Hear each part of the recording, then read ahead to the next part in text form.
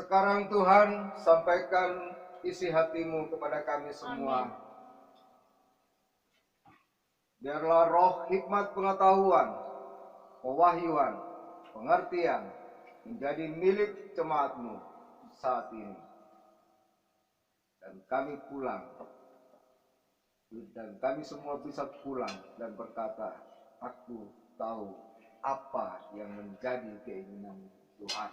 Amin. Yang siap dengarkan firman Tuhan hari ini. Katakan. Amin. Silakan duduk, saudara. Cukup lama ya saya tampil di situ lagi. Masuki bulan ke-10. Tapi puji Tuhan. Semua itu bukan karena kekuatan saya, tapi saya percaya bahwa ada rencana Tuhan di balik semua setiap persoalan yang terjadi dalam kehidupan kita. Mungkin selama ini kita jarang ya ngomong-ngomong sama Tuhan. Sampai Tuhan sendiri mungkin dia tahu apa yang menjadi keinginan kita, tapi Tuhan tidak jawab. Karena apa? Mungkin karena kita tidak pernah minta. Hari ini saya mau tunjukkan Matius 18. Matius 18 20. Saya ulangi, Matius 18 ayat 19. Saya ingin kita membaca bersama-sama Matius 18 ayat 19 ini sampai benar-benar apa yang kita ucapkan itu didengar oleh telinga kita sendiri. Ya. Saya undang jemaat untuk bantu berdiri, kita sama-sama baca.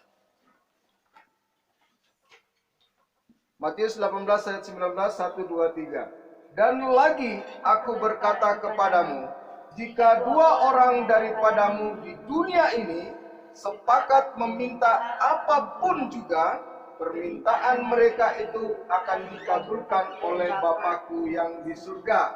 Siapa yang berani katakan amin?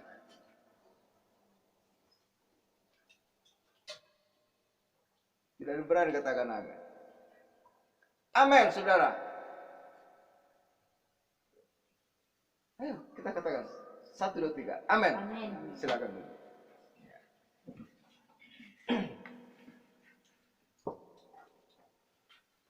Ada dua orang di dunia ini, ya, berkumpul. Kalau minta, Tuhan katakan dikasih.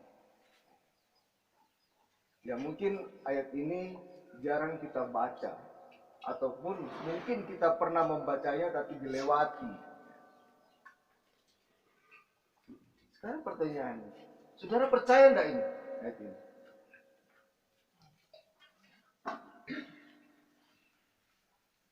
Kadang kita bilang, oh iya saya percaya. Tapi sebenarnya kita percaya atau tidak?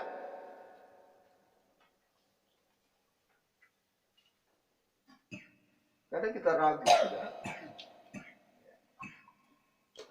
Ragu dengan apa yang Tuhan inginkan. Apa yang Tuhan janjikan kepada kita. Saya ulangi saudara.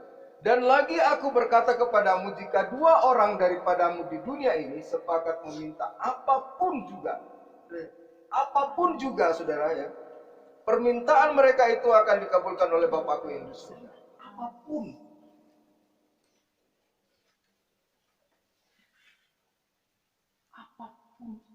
Kalau dua orang, bapak bongga, mama bongga, duduk, sepakat, minta sama Tuhan. Apapun sudah, bukan bagaimanapun. Kalau kita percaya ayat ini, kenapa kita tidak lakukan? Coba saya minta bapak bongga berdiri sama Allah. Doa. Sekarang saya mau dengar doanya Bapak Bongga sama Bongga. Minta gereja ini berdiri di Tatale. Sekarang dengan iman saudara, berdua katakan, Tuhan saya mau dirikan gereja.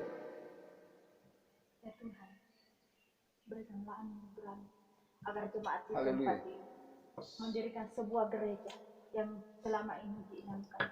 Berkatilah agar apa yang kami rencanakan dapat terwujud oleh karena kuasa dan kehendak-Mu. Amin. Amin. Hari ini sebenarnya apapun juga, kita tidak ragu-ragu, kita kadang-kadang ragu. Ini benar enggak ini? Firman Tuhan, Allah kalau berfirman, tidak muluk-muluk, saudara, tidak banyak-banyak, tidak panjang lebar.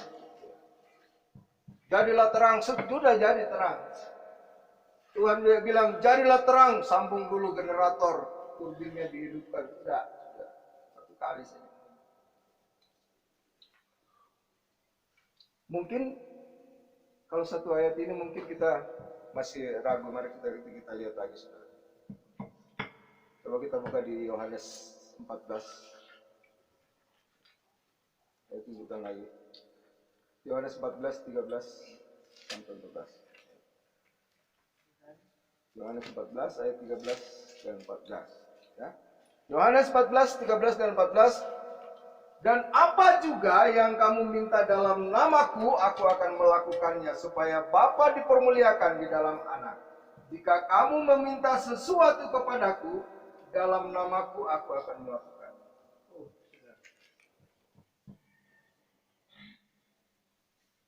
Kalau kita, orang Kristen ini masih tidak percaya ini, keterlaluan. Ini sudah. Apa juga yang kamu minta?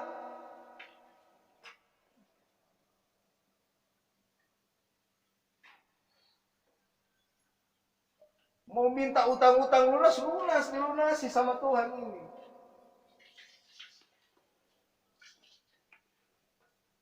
Tadi mau minta bangun gereja di Tatalet, terjadi Tuhan. Ini janji Tuhan, bukan satu kali, dua kali. Kalau hari ini saya bicara tentang janji Tuhan, ya, yang apapun dan apa saja yang kita minta kepada Tuhan, Tuhan berikan. Ini satu hari ini tidak habis. Tapi sedikit saja, saya akan tunjukkan sedikit demi sedikit. Ya. Nah, ketika kita menginginkan sesuatu, apa yang kita kehendaki, kata Tuhan apapun. Di Yohanes dikatakan, apa juga yang kamu minta. Artinya apa saja menjadi keinginanmu, apa saja menjadi keinginan, kehendaki. Tuhan kabulkan. Ini bukan saya ngomong, ya. Ini firman Tuhan. Nah, kalau kita mau ini semua terjadi dalam kehidupan kita, mari saya tunjukkan ini mungkin ada syaratnya sedikit. Matius 21 ayat 22. Ulangi, Matius 21 ayat 22. Dan apa saja yang kamu minta dalam doa, dengan penuh kepercayaan kamu akan menerima. Kita kadang berdoa saja, tapi dalam ragu-ragu ini dengar Tuhan, kabulkan Tuhan. Saya sering sebutkan, ya, Mazmur 127 ayat 2. Diberikannya kepada orang yang dicintainya pada Tuhan. Sia-sia kerja siang malam, ya. Dasar pembelian rumah saudara kita kemarin. Kalau kita tidak bisa membuat diri kita untuk percaya dengan janji-janji Tuhan, apa yang bisa kita dapat? Kalau saya cuma doa, ayo saya mau bikin gereja di sini, Tuhan saya mau bangun gereja. Kalau hanya sekedar kita berbicara saja. Tuhan bilang, dia doa, kalau percaya. Kalau tidak percaya mau minta sama siapa?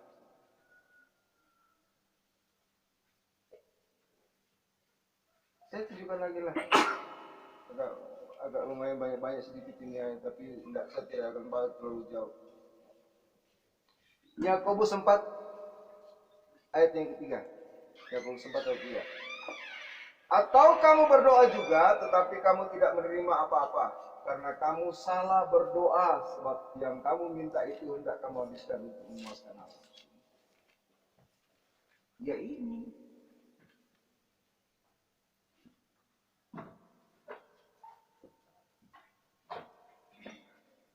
Di dalam Matius di ayat yang lain juga dikatakan, Tuhan sudah tahu sebelum kau minta, Tuhan sudah tahu.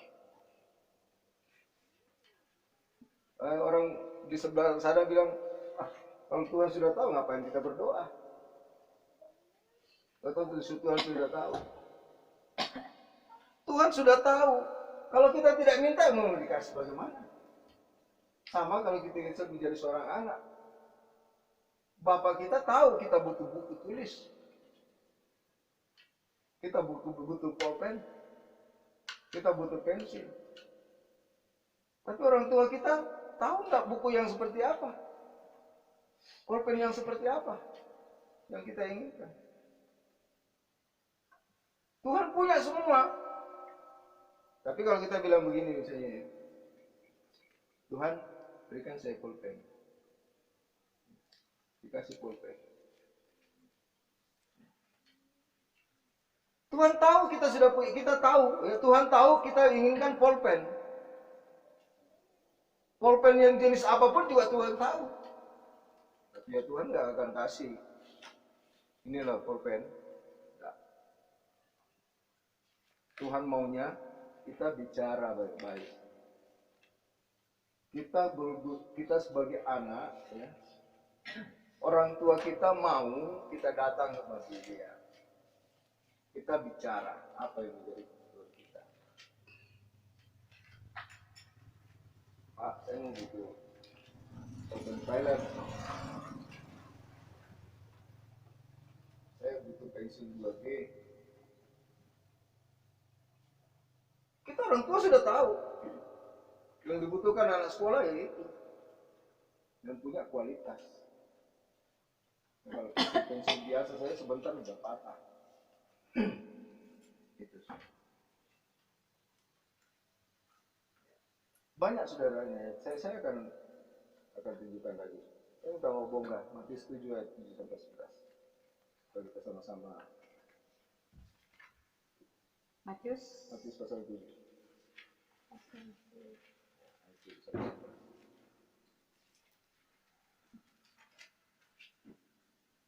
Matius pasal 7 ayat. Kita baca baik-baik supaya kita tahu semua. Alamat firman Tuhan, hal pengabulan doa. Mintalah maka akan diberikan kepadamu. Carilah maka kamu akan mendapat. Ketuklah maka pintu akan dibukakan bagimu. Ayat 8. Karena setiap orang yang meminta menerima, dan setiap orang yang mencari mendapat, dan setiap orang yang menyetok baginya pintu dibukakan. Ayat 9. Adakah seorang daripadamu yang memberi batu kepada anakmu jika ia minta roti? Ayat 10. Atau memberi ular jika ia meminta ikan? Ayat 11. Jadi jika kamu yang jahat tahu memberi pemberian yang baik kepada anak-anakmu, apalagi Bapamu yang di surga, ia akan memberikan yang baik kepada mereka yang meminta kepadanya.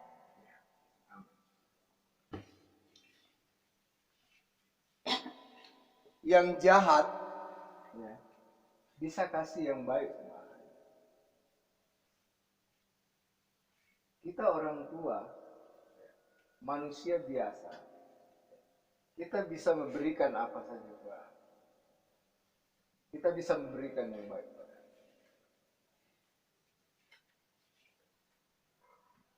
Apalagi Tuhan.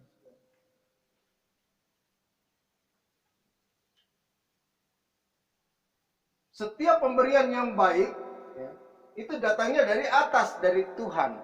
Ya. Di pasal 1 saya coba kita lihat dulu. Saya cek setiap pemberian yang baik. Yakobus pasal 1.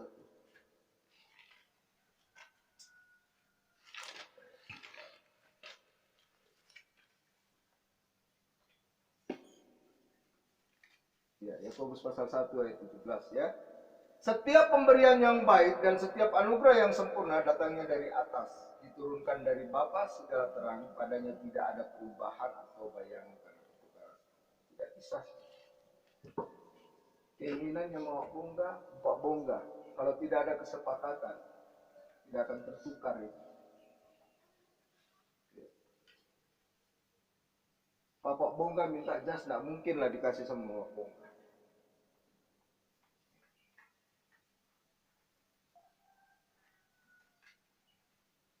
Semua yang baik. Kalau yang tidak baik kadang kita terima. Itu dari setan. Iblis tidak punya apa-apa. Allah kita, Tuhan kita, Allah yang kaya. Allah yang memiliki semua yang baik. Ketika Tuhan Yesus berpuasa, Iblis datang bilang, Yesus, jadikan itu batu itu roti. Karena Iblis tidak punya roti. Iblis hanya punya batu. Tidak punya apa-apa Iblis. Ya, kalau minggu kemarin Opa bilang Pak Indro itu tidak punya apa-apa itu.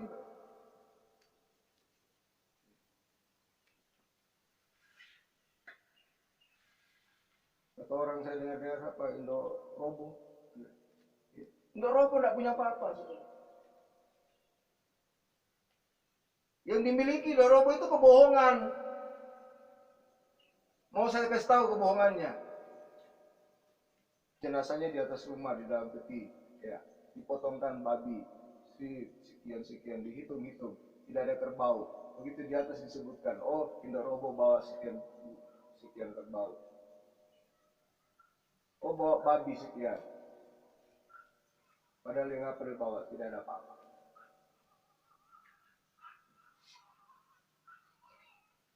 Itu.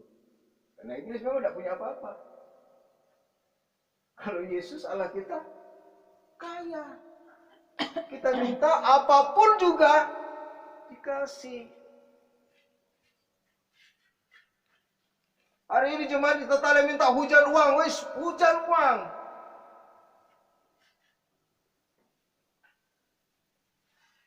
Tapi dianu dulu, selidiki dulu hatinya. Kalau mintanya kalau Tuhan itu dihabiskan hanya kepuasan dunia, no. Dan Tuhan untuk apa uang itu? Dia buat bangun gereja.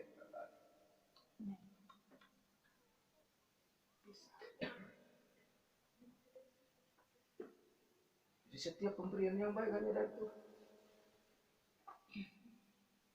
Ya kadang kita ya macam anak-anak biasa datang minta duitnya 1.000. Padahal lagi batuk. Minta uang 1.000.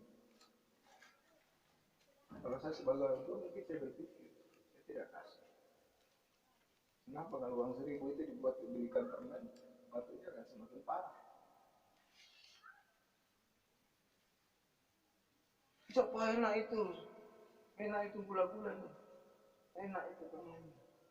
Dan tidak. Itu batu yang kau minta. Sama sudah. Pikiran kita habiskan di dunia. Karena memang sudah tidak tahu. Sebagai dasar dalam kehidupan kita, saya selalu katakan bahwa jadilah orang yang dicintai oleh Tuhan. Supaya kita tidur, kalau Tuhan sudah sayang sama kita, Tuhan sudah cinta sama kita, kita tidur dengan secapek-capek kerja berkata, masih susah tidur. Itu yang selalu saya pakai untuk mendasari kita. Saya berikan solusi yang sedikit, saudara. Sejak Desember tahun lalu, saya sudah tidak aktif di sini. Banyak pergumulan yang saya terus terang saudara. Kondisi ekonomi kami semakin terjepit, apalagi ketika ada sakit corona. semakin sulit kan. Tapi puji Tuhan kami jalani itu semua 6 bulan. Selama 6 bulan saya coba terus berjuang, saya berdoa kepada Tuhan. Akhirnya kami dilepaskan dari situasi seperti itu. Jadi kalau kita sungguh-sungguh datang kepada Tuhan, kita meminta. Apalagi kalau kita sudah satu kali, di 18-19 tadi katakan, apapun juga yang diminta di dalam nama Yesus. Dalam nama Yesus saya mau utangku lunas. Lunas. Kalau mau betul-betul percaya itu. Dan saya selalu katakan, ini ayat-ayat ini saya dapat dari almarhum Pak Petrus Agung dari Semarang. Jadi ayat ini selalu saya betul-betul saya saya selalu mencoba untuk benar-benar percaya.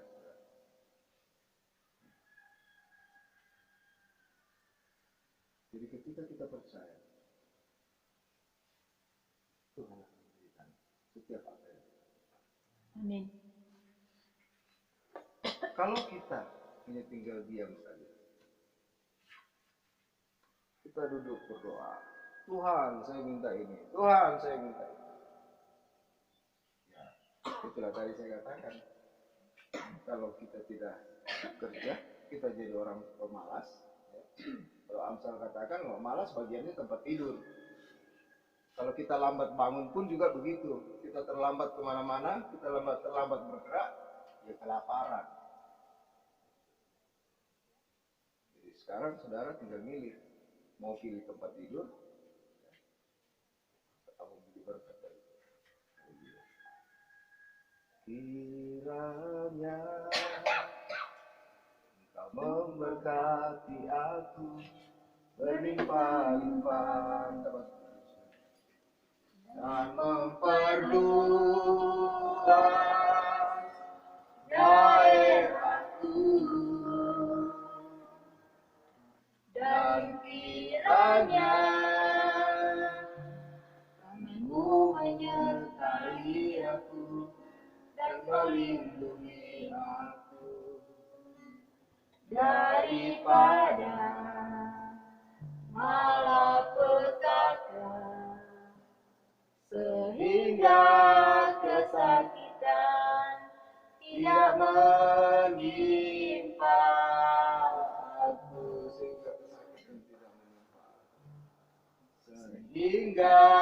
kesakitan tidak menimpa aku, sehingga kesakitan tidak menimpa, sehingga kesakitan tidak menimpa aku. Saya ingin saudara mulai menyanyikan syair ini, sehingga kesakitan tidak menimpa aku, secara perlahan dan rasakan, sehingga kesakitan tidak menimpa aku. Dengan sungguh-sungguh saudara, dengan sungguh-sungguh, sehingga kesakitan tidak menimpa aku. Saya ingin sekali lagi saudara benar-benar rendahkan diri saudara di hadapan Tuhan dan melakukan pujian ini. Sehingga kesakitan tidak menimpa aku. Di dalam nama Tuhan Yesus, dengan percaya kepadamu Tuhan, dengan percaya kepada setiap janji-janjimu Tuhan, maka kesakitan tidak akan menimpa kami, kesakitan tidak akan menimpa jemaatmu Tuhan. Kami percaya Tuhan, bahwa bilur-bilur-Mu dan senantiasa menyembuhkan setiap penyakit, setiap sakit penyakit yang dirasakan oleh kami. Kami percaya Tuhan, bahwa Engkau senantiasa ada dalam kehidupan kami. Amin. Terima kasih Tuhan. Hari ini kami sudah tahu apa yang menjadi isi hati. Dan kami percaya Engkau pun tahu apa yang kami inginkan, apa yang kami kehendaki sesuai janji-Mu Tuhan. Apapun yang kami minta dalam nama Tuhan Yesus, maka Engkau akan memberikan, Engkau akan mengabulkan setiap doa. Di dalam nama Tuhan Yesus, kami berdoa untuk jemaat di tempat ini. Kami butuh tempat bersekutu menyebut nama. Amin. Kami butuh tempat bersekutu untuk memuji, menyembah Engkau Tuhan. Di tatale ini Tuhan, kami percaya Tuhan, bahwa setiap saat kami inginkan, bahwa Engkau akan memberikan misal kami satu bangunan untuk kami tempat bersekutu, menyembah Engkau, memuji Engkau. Biarlah setiap jemaat Tuhan, apapun yang dikerjakan oleh mereka, Engkau buat semuanya berhasil. Dalam nama Tuhan Yesus, berkat-berkat makan senantiasa mengalir tercurah dalam kehidupan jemaat. Terima kasih Bapa di surga, firman-Mu hari ini benar-benar sudah kami terima. Dan biarlah firman-Mu dalam kehidupan kami boleh bertumbuh, berakar, kuat, boleh berbuah. Terima kasih Bapa di surga. Biarlah jemaat di tempat ini Tuhan, dalam naungan kuasa perlindungan, jauhkan dari malapetaka. Kecelakaan bencana alam Kau hancurkan, sakit corona Kau hancurkan. Tadi Yesus datang membawa setiap penyakit apapun, khususnya penyakit corona. Sekarang ini membawa di dunia ini Tuhan. Percaya kami halau di dalam Tuhan Yesus. Haleluya. Terima kasih Tuhan atas setiap berkat dan kasih karunia dan anugerah kepada kehidupan kami. Hingga kami boleh kembali bersama-sama di tempat itu sini pada hamba. Biarlah apa yang hamba sampaikan ini benar-benar menjadi adalah isi hati Tuhan. Sehingga kami boleh lebih dekat, lebih akrab, lebih intim lagi dengan Tuhan. Terima kasih Tuhan. Ajar kami selalu datang kepada-Mu untuk berdoa, untuk berbicara kepada-Mu. Terima kasih Bapa di surga. Biarlah kuasa Roh-Mu yang kudus akan senantiasa mengawal kehidupan kami. Hikmat pengetahuan, wahyu, pikiran kami menjadi milik dalam nama Tuhan Yesus. Tempat ini akan menjadi tempat di mana orang-orang datang berkumpul memuji menyembah Engkau. Cahaya kemuliaan terpancar dari tempat ini saat sekarang ini sampai selama-lamanya. Haleluya. Amin.